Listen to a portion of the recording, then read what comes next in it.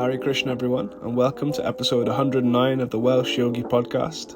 Today we've got a special episode with a lovely member of our community, Shyamagauri Devi Dasi.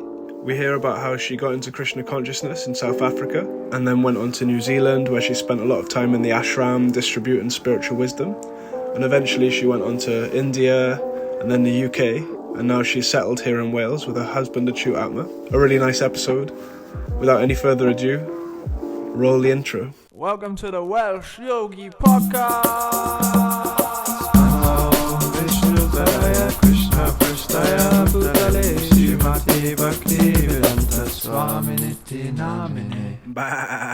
Hey, welcome back to another episode of the Welsh Yogi podcast. Today I'm here with Shyamagauri. Say hi. Hi, Hare Krishna, everyone.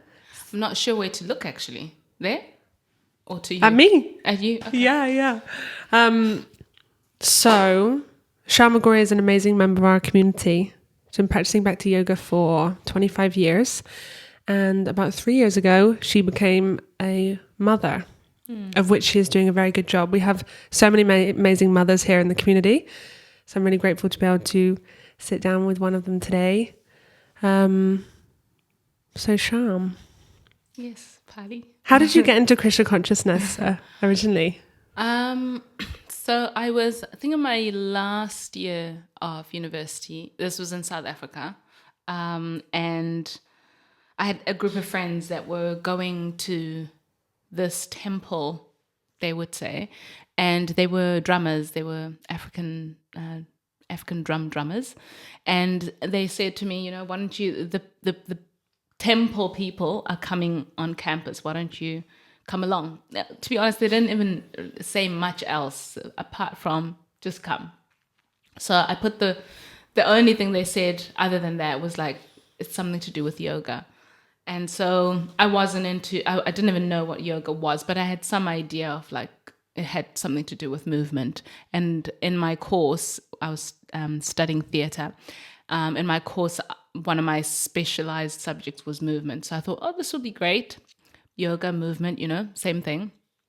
And I had started, so I went home and got a magazine and I was like, if I'm going to go to yoga class, I better choose some good yoga outfits. So that was my only kind of expectation, is that we were going to do something physical. And I got there earlier. So on this campus, it was an arts campus. And, there's various creative arts departments. And the devotees were going to hold this session outside one of them. It was like an empty room. I think it was an exhibition studio. And I got there early enough to sit kind of at a bit of a distance and to look over to this room to see, who was going to walk in. And true enough, the time came and they arrived, and I saw these about maybe 4 or 5 monks. Some were black, some were white, some were Indian. And why I'm sharing this is because in South Africa at that time, I was born in like post-apartheid, when like Nelson Mandela was released from prison, and there's a lot of racial prejudice and conflict amongst blacks, whites, Indians, just everybody. And so to see a bunch of blacks, whites, Indians doing something together and not really minding that they look so different was like, I wonder what they're doing, because they all seem to be quite jolly about it. There were women, there were men. And then we went into the session, and I think I was just blown away by the entire experience. The only thing that stood out to me was the prasadam, and the head monk, who I later found out was the temple president. His name was Arjuna Prabhu. And he said in his lecture, in his little presentation, he said, you clean your body and you look after your body on a daily basis. It's a thing that we just are committed to. But what about the soul? What nourishes and feeds the soul? And I was like, okay, that's pretty clever actually. I've never thought of it. And then the prasadam came around, and it was a Ekadashi that day. Obviously, I had no idea what all of these things meant. And they had made pakoras eggplant pakoras, but use buckwheat flour. If you know anything about cooking, buckwheat flour is it's speckled. It's gray when you deep fry, when you make a batter out of it and you deep fry it, it's gray and it's kind of speckled. And the way they cut the eggplant was, the aubergines, was horizontal, and they'd left that little stem of the eggplant at the end. So then when they dipped that into the batter and fried it, it literally looked like a rat. I thought it was a rat, a mouse, some animal, because it was gray and it had a tail. And my friend leaned over to me and she said, "Oh my God, these people are demoniac." Oh my God. She said they're going to feed us they're going to feed us rats. So we're trying to examine this thing in front of us, this pakora. And the one of the devotees came around, he was serving out, and he heard us whisper, and he said, "Oh, we're actually vegetarian. It's Ekadasi today. It's a day that we fast from grains." And he kind of gave the whole explanation. We're like, "Oh, it's eggplant. Oh, okay." And the prasadam was amazing. And then I just went back mainly for the prasadam. But I loved the philosophy of the soul that totally attracted me. I was like, wow, the soul, I'm not my body. That's like so, I think in South Africa at that time, and even now, it's such a profound thing to tell people you're not your body, because generation to generation we're so conditioned that I am black and I am African and you're white and you're Afrikaans or you're English. So to actually be taught that actually, no, you're not. It's like, oh, wow, what am I then? Yeah, such rare information to hear. Yeah. And then I just kind of continued on. And a few weeks later, actually, it was a weekly session. Bhakti Tirtha Swami came. Oh, wow. And that was also impressive because my group, there was about maybe 20, 30 students that became interested and kind of went to these sessions regularly. And we formed a little African roots type group called Afra. And I wasn't so much part of it. I was kind of dabbling with it. And it was basically for the purpose of finding out our African roots and, trying to live close to those roots. And when we had Bhakti Tirtha Swami arrive at the session, this Black American man, regal. If you've ever seen a photo of Bhakti Tirtha Swami, he's regal. He's intelligent. He wore his sannyas cloth in sort of African, with an African style to it. He had this I want to say Nigerian or Ghanaian hat over the top, and it was all saffron, but it was like African saffron with mixes of Ankara patterns, and it was beautiful. And we were like, and these young boys, these white boys, were serving him hand and foot. Sure. They were bowing to him. They were, putting a cushion under his feet, and we were like, oh, how did he do it? How is this black man? What is he doing that these white boys are serving him? Again, our mentality was so stuck in this, bodily identification. Anyway, he gave an amazing class and an even out of this world kirtan, and his kirtans could just go, and the students loved them, and he loved the drum as well. They could just go on for hours and hours and hours, and that really, it really made an impression on me that this intelligent, I later understood that actually it's nothing to do with him being black.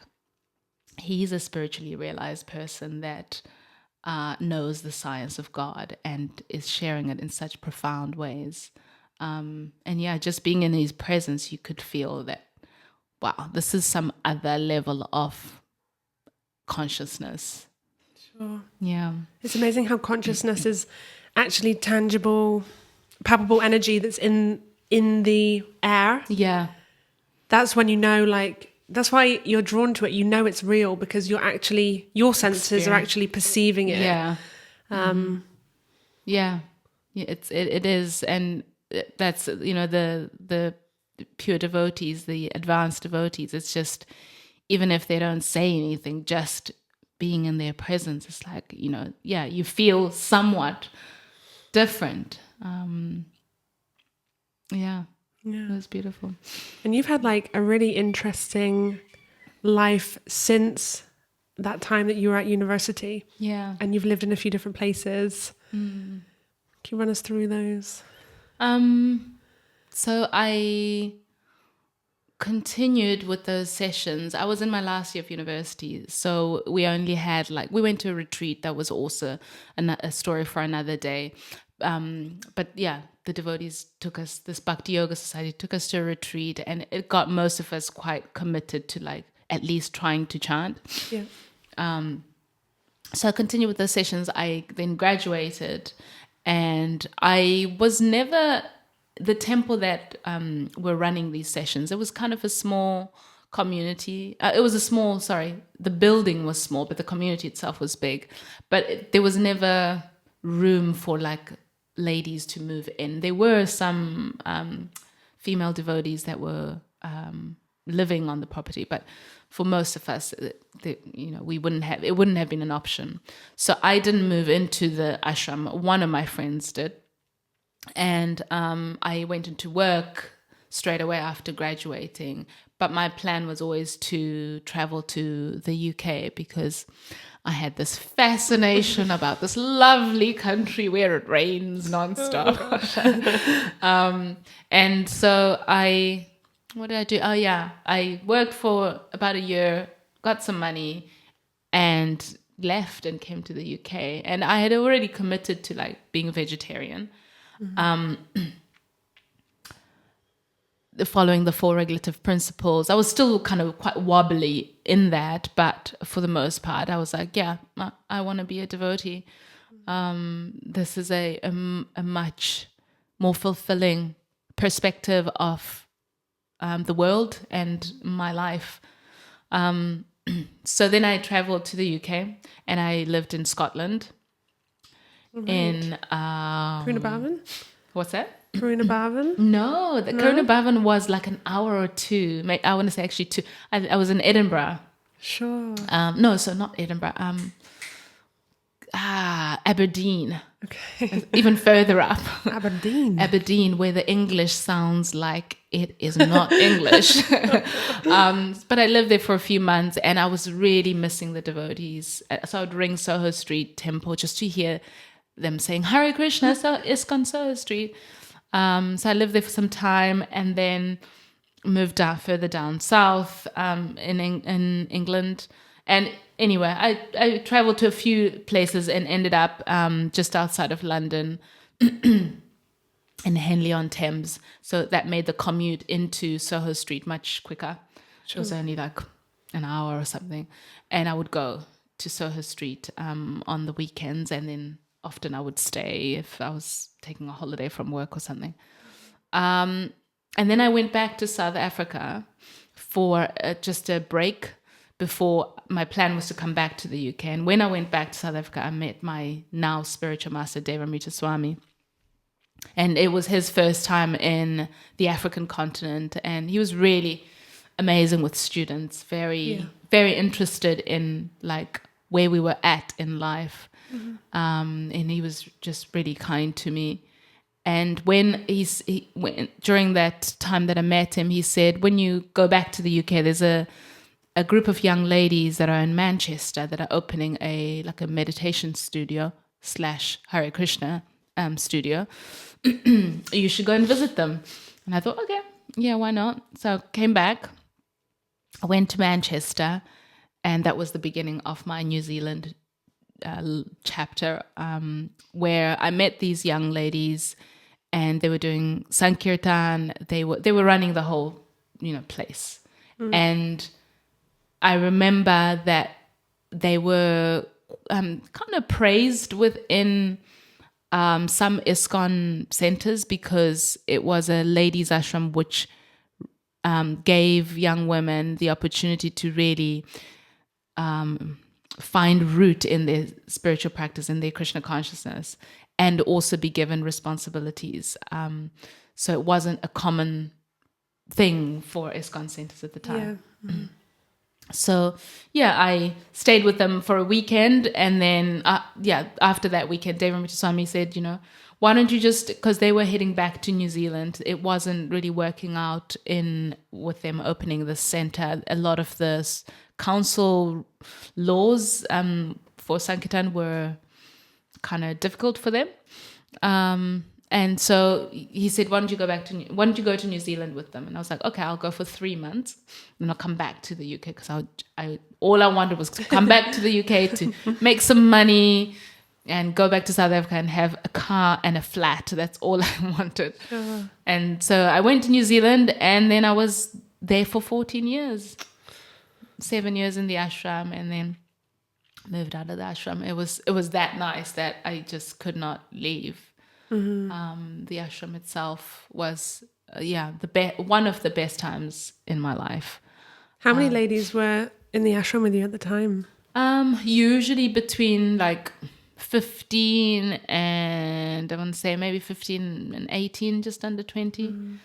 Mm. And we had we had little cubby holes as our place to place all of our belongings, little kind of baskets. Mm-hmm. That's where everything that you own was stored.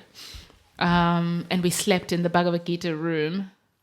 You're actually living at the center. Weren't you? They didn't have the ashram yet. Yeah, we lived at the center, where we also held yoga classes, Bhagavad Gita workshops, kirtan, and where we cooked. Yeah. But it was when you're that age, it was like, it's fun. It was really the challenges of living such a simple life were actually like really tasty. Mm-hmm. And of course, also we got really nice training from the senior lady devotees there was only one lady devotee that ran it, but it was under the care of Devamrita Swami. It was really, quite a life-changing experience. And really, I would say any spiritual habits that I know of and go back to were formed there. Sure. That makes sense. Mm-hmm. And you ended up in Vrindavan for a year. Yeah, 2 years. Yeah. Wow. Well, no, Vrindavan and Mayapur. So my New Zealand visa after 10 years ran out, and so I needed to go somewhere, and so Devamrita Swami said, why don't you go and study Bhakti Shastri in Vrindavan? And so back then the way that we went to the Holy Dham in the ashram was you'd have to collect money. You'd have to go and sell like almond toffee fudge on the streets to collect money to actually go to the Dham. So I just didn't have the guts to collect money like that. So instead, I just built a nice relationship with my yoga students, because I taught yoga at the center and ran like a little offshoot from the main center. So a yoga business offshoot.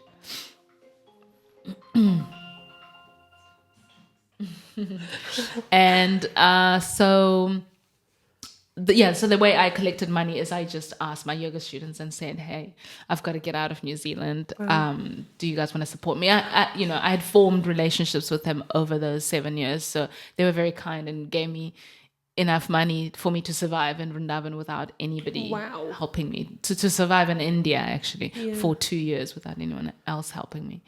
And so I went to Vrindavan to study Bhakti Shastri. Arrived in the peak of summer, which was, again, a whole other experience. And then Mayapur was Bhakti Vaibhav after Bhakti Shastri. Sure, okay. And then I went back to Vrindavan for assisting. There's a devotee called Daivi Shakti Mataji, who is the person that made Devamrita Swami, my spiritual master, a devotee. And we go and assist her as his disciples. So I helped her. That's amazing that he set that up Yeah. I think it kind of organically happened. I think when the young girls from the ashram would go there, that's the person that they would. She's very much. I think you've met her. She's very much into teaching Krishna consciousness in ways that are easy for Westerners. So she used to design a lot of books, like basic yoga books, basic Krishna consciousness books. So same mood as what Devamrita Swami was trying to do in the West. So naturally, because of that connection, the young ladies would normally just kind of gravitate to her quite easily. Yeah. And I was just wondering, like, after all these years, has it been different things that have kept you, like, on the path, or has it always been, like, just that one core thing that you're like, I could never give that up? Like, what's your main kind of inspirations in Bhakti? My main inspiration, I love the devotees. Yeah. I love being with them. They're like, because somebody who's listening to this might be wondering what she doesn't say anything about her family. The thing is, I didn't grow up because of the political situation in South Africa. I didn't really grow up with my family. I grew up a lot with my relatives, so I always considered myself kind of not familyless, but a bit of a solo traveler. So being with the devotees and and being introduced to the devotees, I've just developed so many wonderful relationships that are closer than any family member I have, apart from my mother, obviously. So I love being with the devotees, and I love the relationships that I have with them over the years. I think that would be my biggest inspiration. But also, I just love the teachings of Bhakti Yoga. I think they make so much sense, and they excite me to this day. Just hearing about the soul and consciousness, I'm like, wow, this is profound. This is like, everybody should know that the soul is eternal and all of these things. And yeah, I get really, I just love it. That's the thing. And if Krishna's ever fresh, ever blissful, then naturally the philosophy is ever fresh, ever blissful. Yeah. I mean, I can't say I have realizations, like deep realizations from it, because of my own lack of, application, or my very shallow application. But I think it's still just incredible. You just don't find people telling you stuff that you read in the Bhagavatam and in the Bhagavad Gita. It's not common knowledge, even though to us as devotees, it's just something that we know. But there's loads of people that do not know that you're not your mind.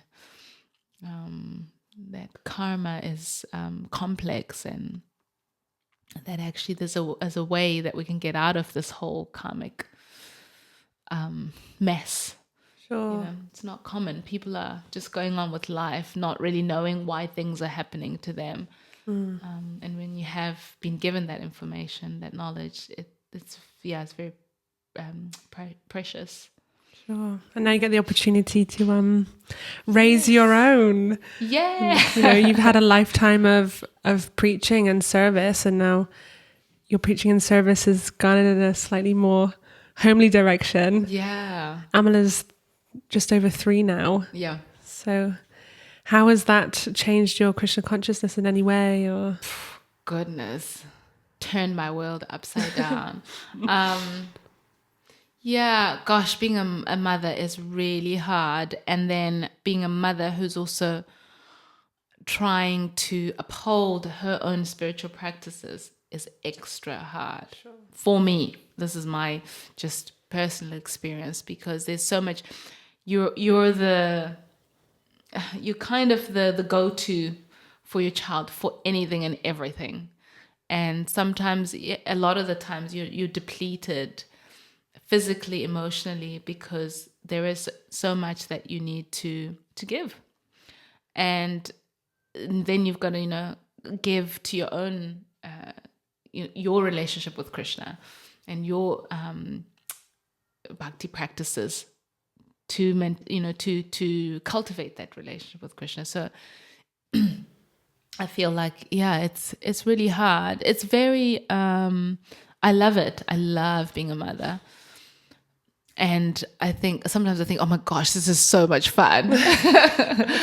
And it's joyous. And then equally like, this is really hard. Just mainly that, giving from a place where you do not have much yourself, on a physical and mental level, you're feeling kind of quite low. But I still love it, despite that, and I think remembering that it is Krishna's given us this system in which you can play out your social role as your loving service to him. You can be a mother, you can be an engineer, or you can be an accountant, whatever it is that is yours temporary, but your social role, you can do that in as an offering to Krishna. Is really nice. Sometimes I think as a parent, at least for me, I do forget that, hang on, this is Krishna's person. When you give, soon after you've given birth, in Ayurveda, there's this window of like 42 days where the mother needs to be nourished and looked after, and she's understood to be as newborn, as fresh, brand new as the baby. So she needs all of this care. And after that period, then you can go out and so on. So we typically, as devotees, will present, not necessarily after that 42-day period, but we'll bring the child, the baby, to the deities. We'll say, Krishna, this is your devotee, this is your child, this you've given me as the service. We show Krishna the little baby that we've just given birth to remember that this is a service in which I can actually perfect my life. Yeah. It's different from like in the ashram where you're going out on Sankirtan and you're introducing people to Krishna consciousness. Is different. And I think the way that it's different can possibly make us forget that it is a service. Can be seen as maybe it's not as important or as valued. It can seem like that, but it is, because devotional service doesn't have those material conditions. Yeah, and in like a setting where you're like in an ashram or working under the guidance of other devotees, obviously in order to be encouraged, you get a lot of people do give you encouragement and you get that validation for your service. Yes. Whereas with a mother, it's kind of all going on behind closed doors. Yeah. In that regard, do you ever feel like you still you're feeling in one sense a deeper reciprocation from Krishna somehow? That's a really good question. I think through how Amala is inquiring and has interest about the various devotional activities and things that we do at home, I feel encouraged. Yeah. I feel like, yes, she too wants to know about Krishna. She wants to take part in, dressing the deity or offering incense. But there's nobody saying, "Good job, Prabhu." Mm-hmm. There's no one really. I mean, other mothers will say, "You're doing a good job." That's the other thing. There's a kind of a little community of spiritual, mothers that are also pushing on their spiritual life whilst, taking care of these little people. So other mothers will, encourage you within that same, when you're in the same ashram, usually that is the case, that it's like a camaraderie.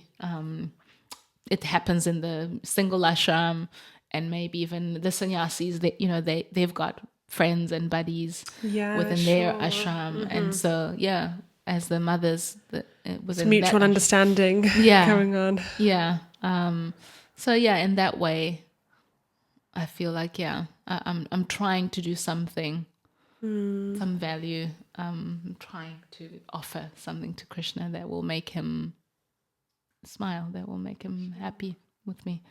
I can't imagine what it's like to be able to like see your child, you know, having attachment for Krishna, having attachment for spiritual activities. Do you know what I mean? So inspiring, because Amala's had intrigue for Krishna consciousness since birth, and obviously in Bhagavad Gita you hear like your spiritual life takes off from where you left it in a past life, and you know a lot more than me about like actually that process of what kind of soul is it that gets to be born into a Vaishnav devotee family.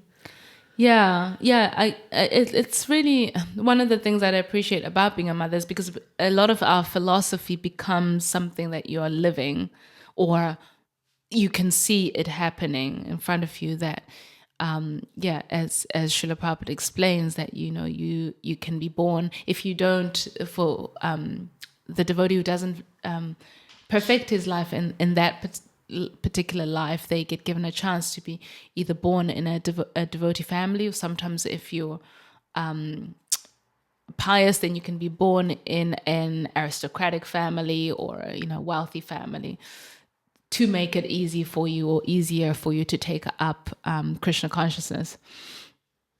So having a child yourself, obviously the process of having a child is, you also want to try and prepare your consciousness so that you're asking Krishna, please, you firstly, you increase your chanting, you increase your reading to get into the right mindset, as it's known in the Bhagavatam. And I'm sure I've actually read about it in Ayurvedic texts as well, the Garbhadana Samskara, where, there's certain practices and preparations to invite a soul that is spiritually inclined into the womb.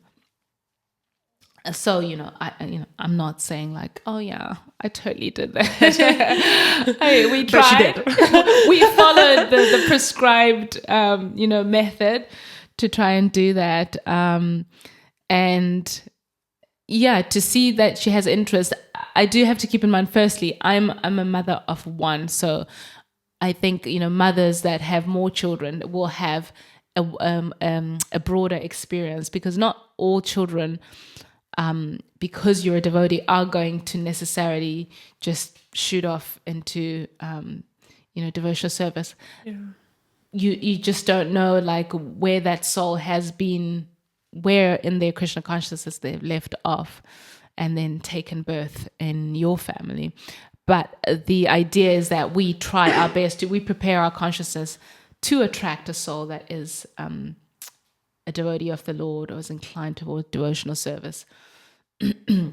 But there's also a sense of detachment that I need to remember. I'm talking more to myself, because though I want Amala to take up the path of bhakti, to stick to Krishna consciousness, I don't know what other karmic patterns are coming along with her in this life.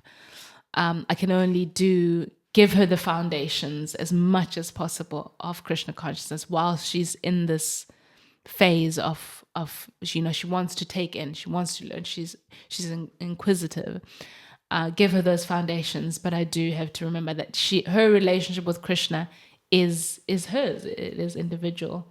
But I pray for her to never leave the shelter of Krishna, of the Lord. And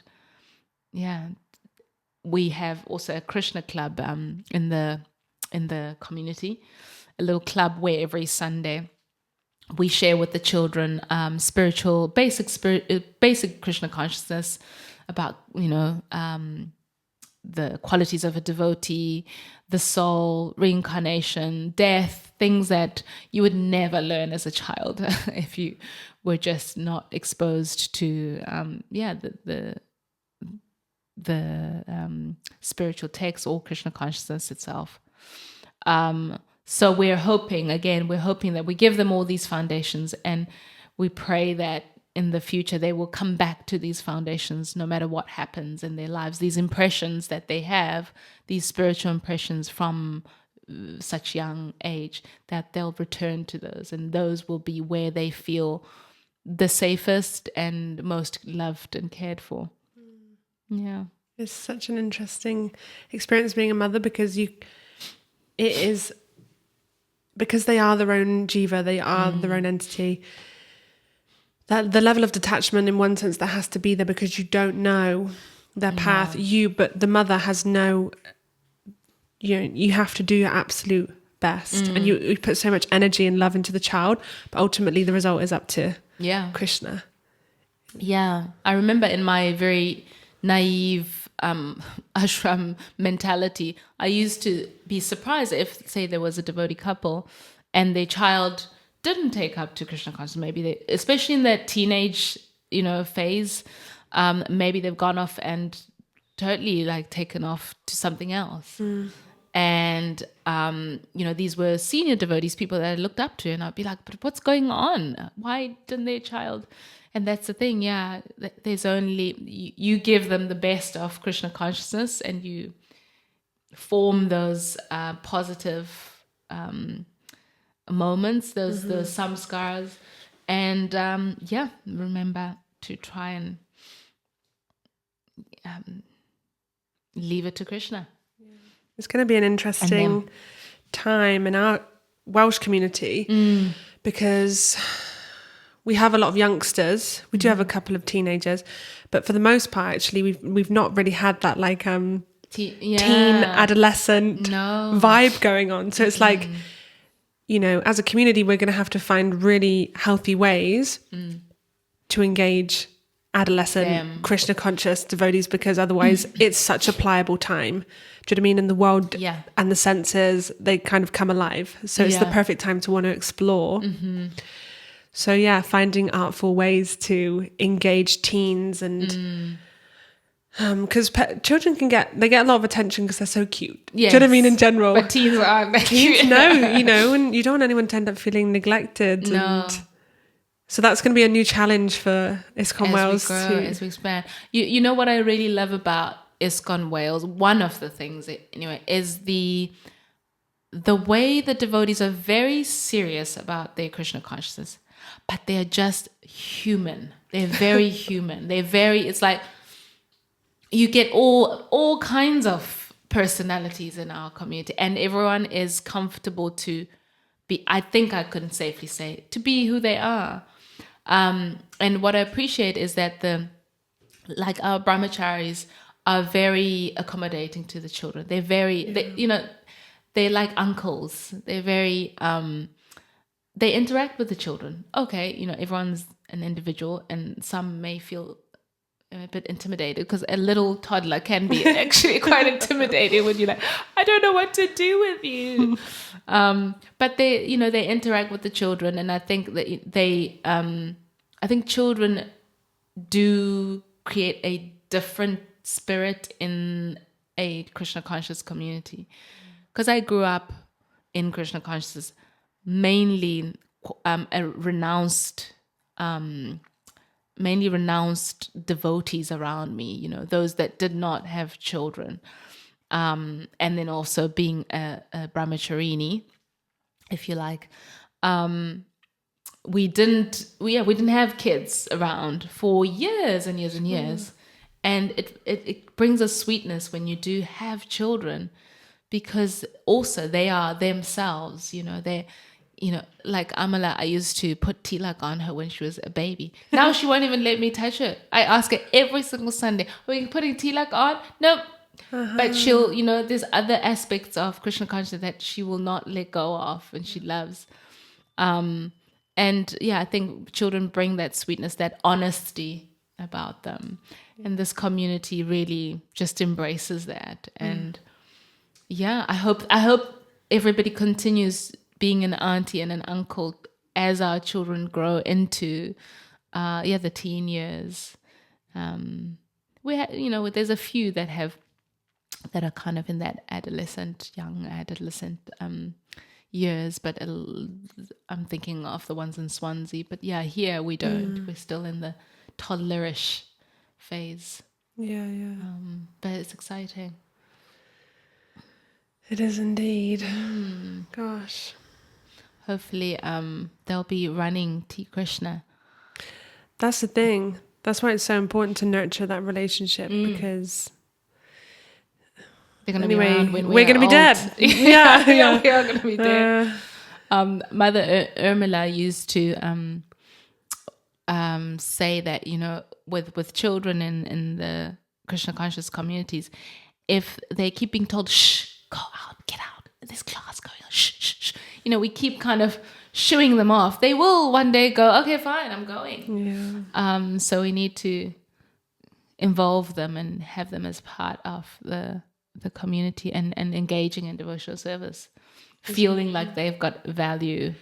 Yes. In the community.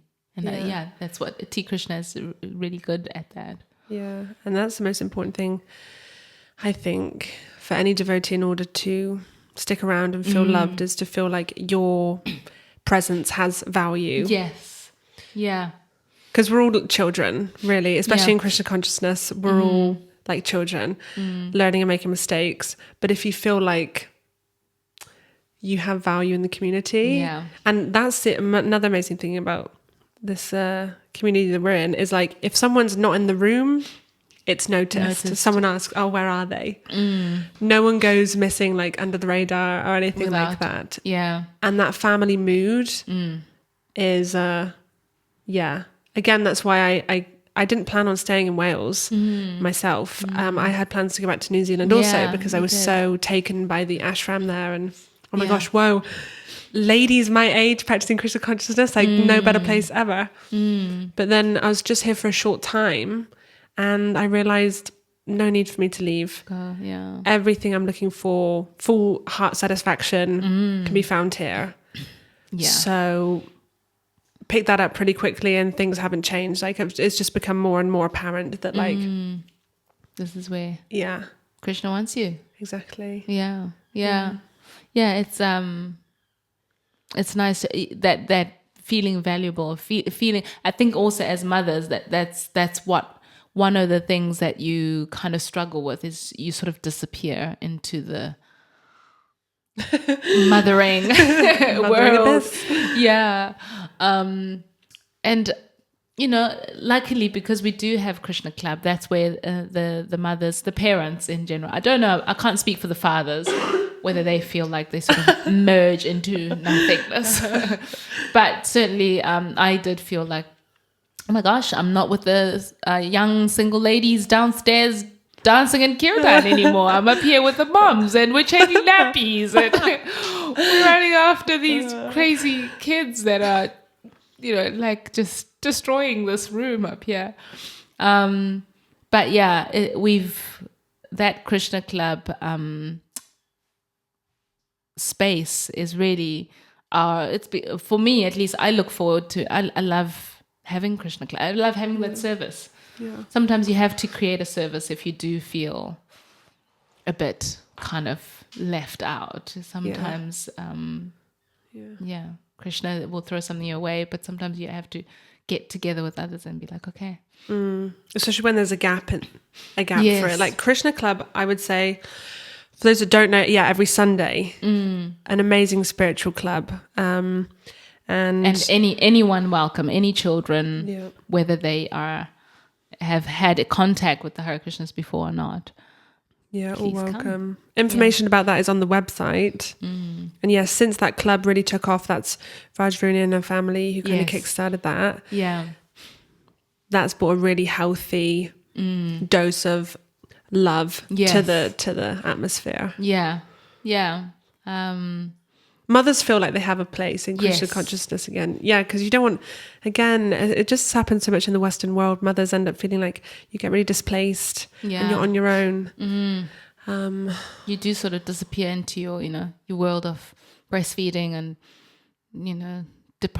sleep deprived and just kind of, don't get out. But here we do have, we go out together to adventure parks or whatever, and we'll always have a bit of a kirtan when we go. We go to Radhadesh. Radhadesh is a beautiful Belgian. Is that how you say it? Would you say Belgian? In Belgium. In Belgium. A castle that also has a really nice, thriving, I think it's thriving community. Loads of, we go to a kids camp there. And we're still growing ourselves. Krishna Club is only just really... And that's the thing, because we're still in that temporary accommodation. It is confined to like a bit of a quirky space. Yeah. But once the T Krishna project is built, it's just going to be a magical, mystical space for the children. And we want to take them to like the T Krishna farm project, have them work with the land and be in contact with nature, which is, what ideally the Vedic lifestyle, Vanashram Dham and, these facilities in which we can actually see Krishna outside of the temple. So true. Are there. So, yeah, we hope to get out in the summer when the sun actually comes out. But yeah, it's fun. Okay. Well, thank you so much, Shyam. You're welcome. For joining. Thank you for having me. Thanks everyone for. And just a bit of inspiration. So back when I was a very new devotee and I was living at home, Shyamagauri used to FaceTime me early in the morning when she was chanting her japa. And for many months, she would hold me accountable to chant japa with her. During COVID? That was during COVID.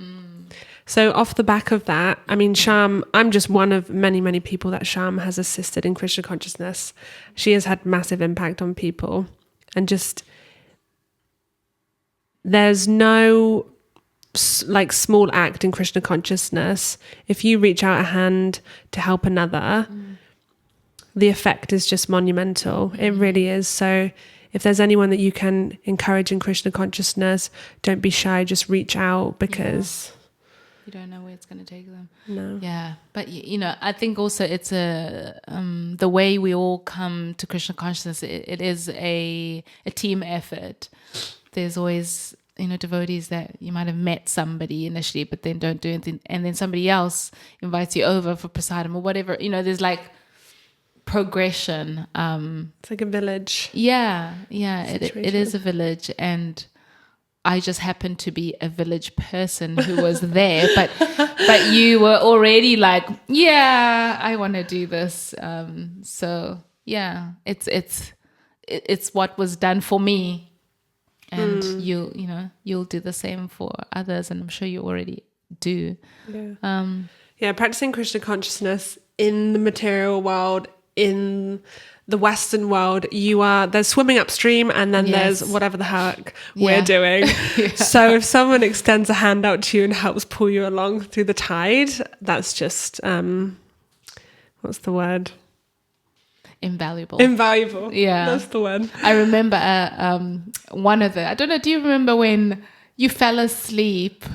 I don't know, you needed to go to work or something like that, and anyway, we'd agreed that we were gonna have a call. We used to call each other on Messenger. I think it was Messenger. And we were going to chant first before you had to go to work. And so I was there on the call, and you'd fallen asleep. And I was like, are you there? And I can't remember. I think you might have texted me the following day, or somebody. I think it might have been Lucy that took a photo of you asleep or something. And those were fun times when I think it was around the time Kishore Mani was also tuning in, and would have this little ladies Facebook Messenger call, try to keep ourselves alive spiritually. No, there were many times I fell asleep. many times. All part of the fun. Jai. Okay, Shyamagauri Ki Jai. Thank you Aw. so much for tuning in, and hope to see you on the next episode. Bye.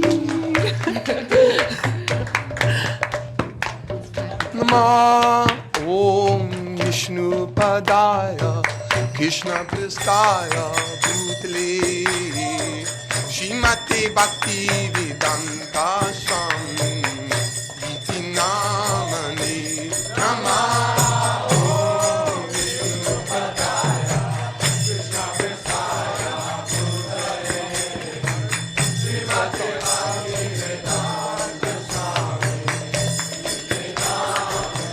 Namaste Saraswati Devam Gauravani Pracharini Nirvishesha Shunyavadi Vachacharya Satarini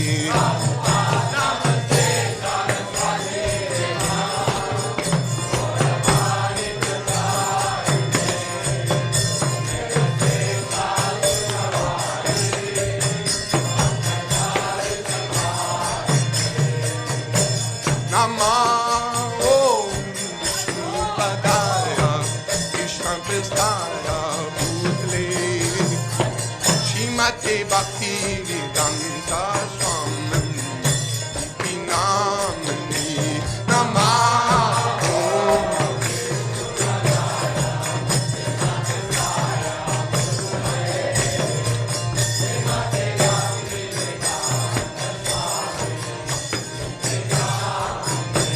Namaste Saraswati Devam Gauravani Pracharini Nirvishesha Shunyavadi Vachacharya Satarini Namaste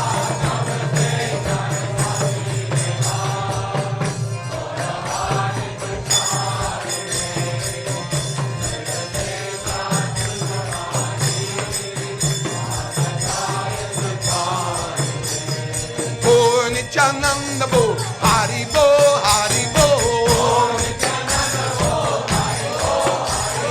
Bo Nityananda Bo Hari Bo Hari Bo Hari Bo Hari Bo Hari Bo Hari Bo Hari Bo Hari Bo Hari Bo Hari Bo Om Chananda Bo Hari Bo Hari Bo Om Nityananda Bo Hari Bo Hari Bo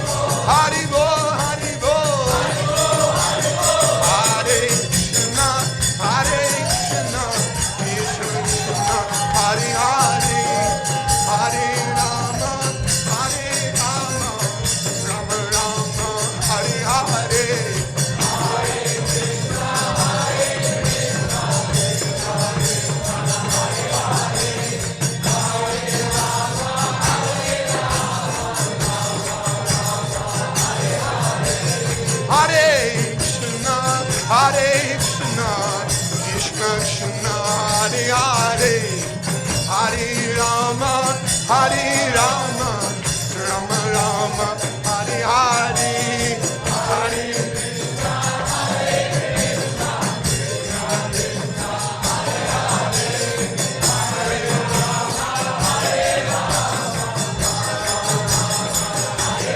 Hare Krishna, Hare Krishna, Krishna Krishna, Hare Hare, Hare Rama, Hare Rama, Rama Rama, Hare Hare, Hare Krishna,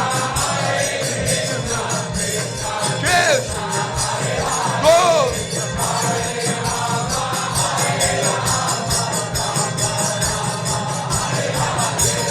Hare Krishna, Hare Krishna, Krishna Krishna, Hare Hare, Hare Rama, Hare Rama, Rama Rama, Hare Hare, Hare Krishna, Krishna Krishna, Hare Hare, Hare Rama, Hare Hare Krishna, Hare Krishna, Krishna Krishna, Hare Hare, Hare Rama, Hare Rama, Rama Rama, Hare Hare.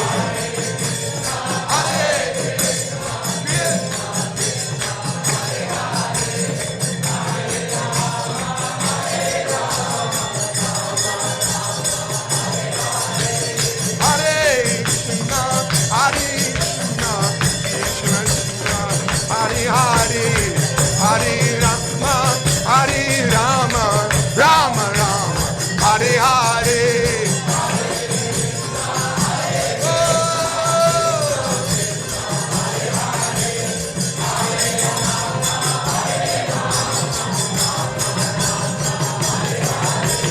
Hare Krishna, Hare Krishna, Krishna Krishna, Hare Hare, Hare Rama, Hare Rama, Rama Rama, Hare Hare. Hare Hare Hare Hare.